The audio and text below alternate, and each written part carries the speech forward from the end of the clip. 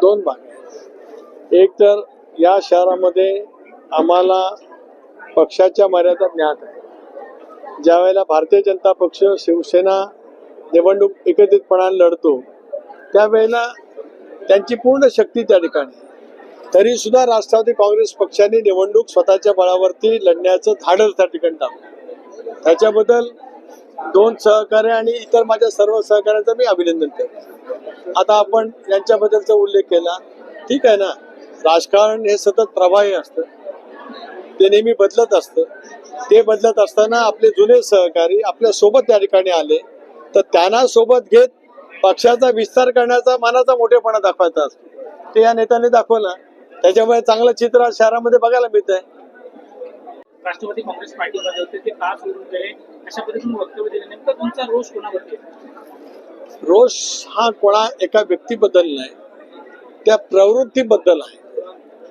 पक्ष नेतृत्वाची सतत वेगळ्या पद्धतीने दिशाभूल करण्याचा प्रयत्न करत पक्षाला शक्ती देणारे नेते हे दुर्दैवाने त्या कालावधीमध्ये कशा पद्धतीने बाजूला जातील हेच एक राजकारण या संबंध जिल्ह्यामध्ये केलं गेलं. मला माहिती आहे की डावकरेंसारखे नेते त्या कालावधीमध्ये सुरुवातीला साहेबांनी निर्णय घेतल्याच्या नंतर पक्षाच्या सोबत आले. जिल्ह्यातील अनेक नेत्यांची नावं घेता येतील. 99च्या नंतर गणेश नाईक सुद्धा पक्षामध्ये आले. 2004 मध्ये ते पक्षाच्या मंत्रिमंडळामध्ये त्या ठिकाणी सहभागी होते. या जिल्ह्याचं पालकमंत्री म्हणून त्यांनी काम केलं. जिल्हा परिषदेमध्ये राष्ट्रवादी काँग्रेस पक्षाचा झेंडा होता. शहरामध्ये सुद्धा ठळकपणाने महापालिकेमध्ये जास्ती संख्या त्या ठिकाणी मिळाल्या. नजीब तर आता तोंडाशी आलेला घात त्याचा त्यावेळेला गेला. ही कुणी भूमिका घेतली? पक्षापासून दुरावलेली मंडळी विधिमंडळामध्ये गेले, आज काही सरकारमध्ये त्या ठिकाणी आहे. याच्या पाठीमागे कोण होतं हे ठाणेकरांना माहिती आहे आणि म्हणून जिथे ज्यांना समजतं त्यांना समजलेलं आहे. संदर्भामध्ये खूप निदर्शनं होत आहेत. केस देखील पाहिजे झालाय. ठाण्यामध्ये देखील किमान 6 नगरसेवक जे शिवसेना पक्षाचे ते बिनविरोध निवडून आलेले आहेत. बिनविरोध संदर्भात आपली काय भूमिका आहे आणि जर असे बिनविरोध निवडणूक होणार असेल तर मग निवडणुकीचा फायदा वाटतो का? संसदीय लोकशाही प्रणाली व्यवस्था आपण घटनेच्या माध्यमातून जी डॉक्टर बाबासाहेब आंबेडकरांनी आपल्याला दिली ती आपल्या राज्याने देशाने आणि राज्याने स्वीकारली. 52 सालापासूनच्या निवडणुका आपण पाहिल्या तर या देशातील शून्य सुविधा जनता आपल्या मनामध्ये असतील ते लोकशाहीच्या माध्यमातून मतातून प्रकट करत असते. पण देशातील अनेक सरकार आपण केली आलेली पाहिली. राज्यामध्ये सुद्धा अनेक वेळेला फेरबदल होत गेले. स्थानिक स्वराज्य संस्थांच्या निवडणुकीमध्ये सुद्धा होत गेले. पण अनेक वेळेला एकेकाळी स्वर्गीय चव्हाण साहेब ज्यावेळेला दिल्ली संरक्षण मंत्री झाले त्यावेळेला ते बिनविरोध निवडून गेले.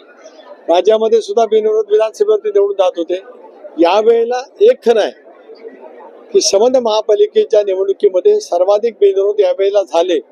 याच्यात दुमत असं काही कारण नाही. त्याबद्दलची टीका टिप्पणी विरोधक करतात. याचा अर्थ विरोधकांचं अस्तित्व हे कमकुवत होत चाललंय असं त्याचं होतं का असं मी मानतो. सक्षम विरोधी पक्ष असेल तर मग बिनविरोध होण्याची प्रक्रिया राहू शकत नाही. काही वेळेला विरोधी पक्षाच्या उमेदवारांचं डिपॉझिट जाऊ शकतं, मोठ्या फरकाने पराजय होऊ शकतो, परंतु ठामपणाने निग्रहपूर्वक उभं राहण्याची मानसिकता त्या उमेदवारांची असते. ज्या वेळेला त्यामध्ये फरक होत अधिक प्रमाणावरती बिनविरोध हे प्रमाण राज्यभरामध्ये वाढलं. ठाणा असेल, कल्याण डोंबिवली असेल, इतर शहरामध्ये सुद्धा अहिल्यानगरमध्ये राष्ट्रवादीचे 2 बिनविरोध आले. इतर ठिकाणी बिनविरोध इतर आमचे मित्र पक्षांचे आले. यामध्ये वावगा असं मी मानत नाही. त्याबद्दल टीका टिप्पणी कमकुवत झालेला विरोधी पक्ष विरोधक म्हणून करतोय. सर, महाराष्ट्र हा वेगळा जो निर्णय तुमचा झालेला आहे स्वबळावर लढण्याचा, त्यामुळे कसा फायदा होणार आहे किंवा ठाण्यासारख्या शहरामध्ये जिथे गेल्या 25 वर्षापासून शिवसेनेची सत्ता आहे, ठाणे जिल्ह्यामध्ये देखील अनेक ठिकाणी शिवसेना भाजपची सत्ता आहे, त्या सगळ्याच ठिकाणी स्वबळावर लढण्याचा निर्णय किती फायदेशीर होणार आहे पक्षाला? एक असं आहे की राज्यामध्ये भारतीय जनता पक्ष, शिवसेना, राष्ट्रवादी काँग्रेस पक्ष सत्तेमध्ये आहे. विधानसभेच्या निवडणुकीमध्ये राज्यातील जनतेने 238 जागांच्या वरती प्रचंड असं बहुमत ते राज्याच्या स्थापनेपासून कोणाही पक्षाला, कुठल्या युतीला, कुठल्या आघाड्याला मिळालं नव्हतं, ते त्या ठिकाणी मिळालं. या शहरामध्ये सुद्धा शिवसेनेला अनेक वेळेला संधी ठाणेकरांनी दिली.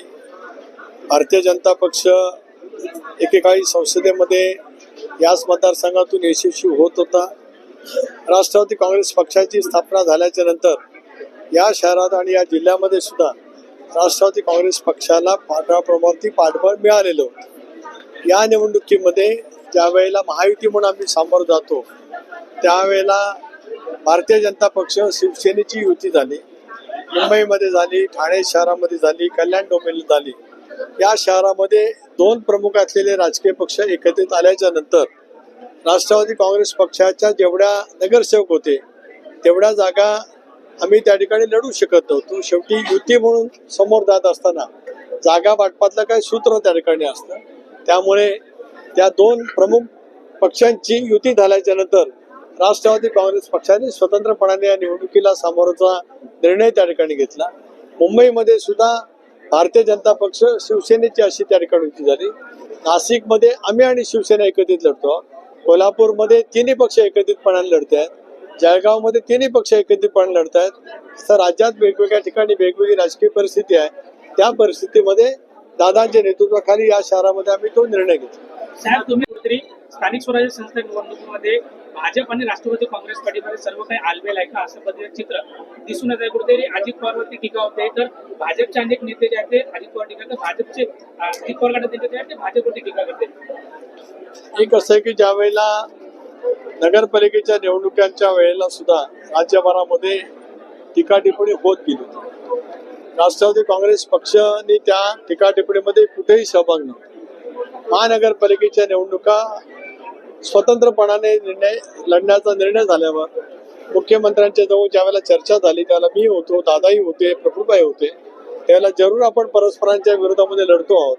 स्थानिक प्रश्नावरती टीका टिप्पणी होऊ शकेल पण कटुता निर्माण होणार नाही याची खबरदारी घ्यावी अशी चर्चा झाली. परंतु पुन्हा पिंपरी चिंचवडमध्ये गेल्या 3-4 दिवसामध्ये जी परस्परांच्या बद्दलचं वक्तव्य जी झाली त्यानुसार मी राष्ट्रीय अध्यक्ष अजितदादांजवळ चर्चा केली. मी मुख्यमंत्री महोदयांजवळ काल फोनवरती संपर्क केला. त्यांच्याजवळ सुद्धा या विषयावरती बोललो. आज भावनकुळ यांच्याजवळ 2 वेळेला माझा संपर्क झाला. त्यामुळे या पुढच्या कालावधीमध्ये निवडणुकीला सामोरं जात असताना कुठल्याही पद्धतीची कटुता निर्माण होणार नाही या पद्धतीने त्या ठिकाणी प्रचार करावा असं सर्वांनुमते ठरलं.